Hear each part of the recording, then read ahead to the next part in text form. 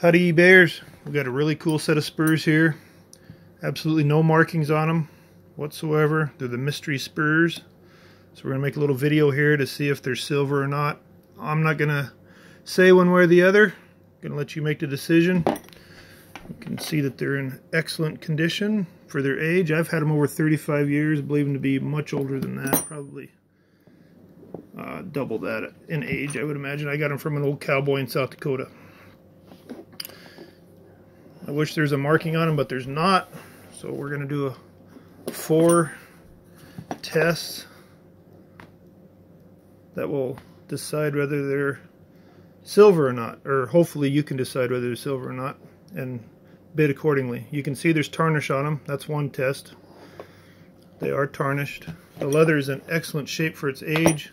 However, if you strap them to your boots and go out and ride with them, they're going to break. I mean, they're fragile, but they're all there and all intact, which is amazing for how old they are. So really it's going to be probably 6 tests. Ring test, ice cube test, tarnish test, which right there you can see the tarnish, the ring test, magnet test, and then we're going to do a weight test. Spin the rowels here a little bit so hopefully you can hear them ring. Do it with this one, it's off the counter. You can't have them touching any surface or the ring's not correct. Hopefully you can hear that little ring there. We'll do a better ring test. There we go. Sounds great. Alright, I'm going to give the camera to my beautiful wife and she's going to record as we go here.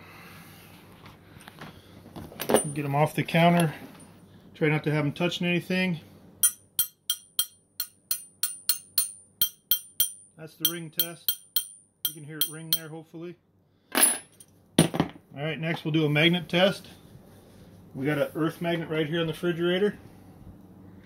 It's hanging on the side of the refrigerator. Take it right over here so you know it's the same magnet. Picks up a knife. It's definitely a magnet. It does not pick up the spurs or the rowels. No magnetic properties whatsoever here. It's a good sign that it's silver. But once again, you make the call. Even the sides here, you can see where the leather hook's on there. Those are not magnetic either. It's not holding it at all. Try to do it so you can see that it's not pulling the spur at all. It's actually, when I hit it, it moves it backwards. It's not pulling the spur at all. And once again, you can see that it does hold onto the knife. Does not hold onto the spurs in any spot. Put the magnet right back onto the fridge. It's a magnet. We're going straight up to the freezer. Got an ice cube in here. Ice cube right out of the freezer. Now precious metals are superconductors and they melt ice like 10 times faster than any other surface. So we're going to put the ice cube right on here, show you how fast it melts. You'll see that it'll be dripping in seconds here. It's already melting into the spur quite quickly. There's your first drip in less than 5 seconds. Extremely fast melt rate on these. I've always thought they were silver. I've never known, so this is kind of interesting to me too. I'm pretty sure they are, but these tests are so you can determine. Now you can see how fast that melted in there. See the groove already? We can do another spot if you want. It's hard to get it to sit here, but there we go. Watch how fast it melts. There'll be drips here in no time. We haven't sped anything up. That's why I'm talking the whole way, so you know that this is real time. Nothing's sped up. There'll be a drip here in just a second. You can see it melting extremely quick. It's about to fall off of there. It's melting so fast. We'll just let it fall so you can see. Show you the bottom side that it's actually melted in a second.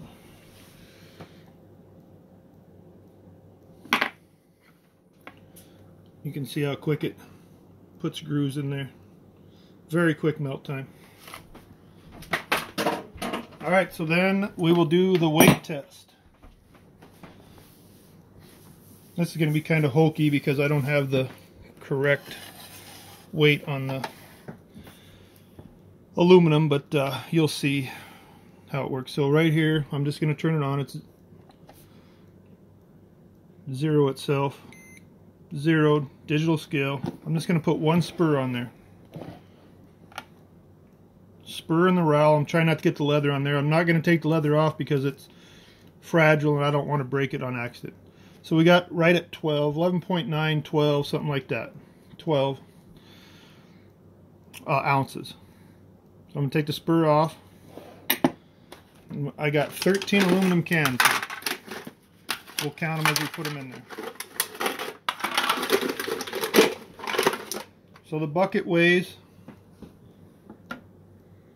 3.4. Not even a third of what the spur weighs.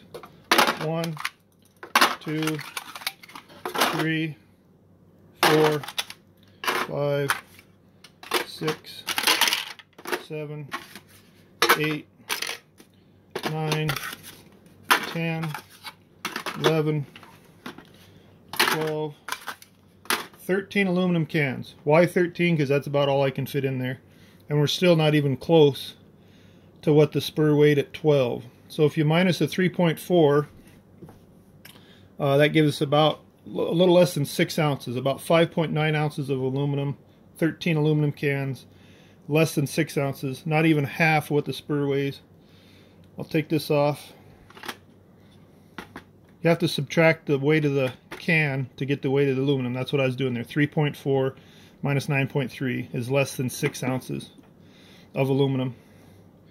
And here's the spur again. 11 point. Depends on kind of how you sit it on there, but right at 12 ounces. Right at 12 ounces on the spur. 13 aluminum cans minus a 3.4 of the bucket will be just under 6 ounces, so not even half of what the spur weighs. So that's, what was that, 6 tests. We did the ring test, we did the tarnish test, we did the magnet test, we did the ice cube test, and we did the weight test. 6 different ways for you to determine how much to bid on these spurs.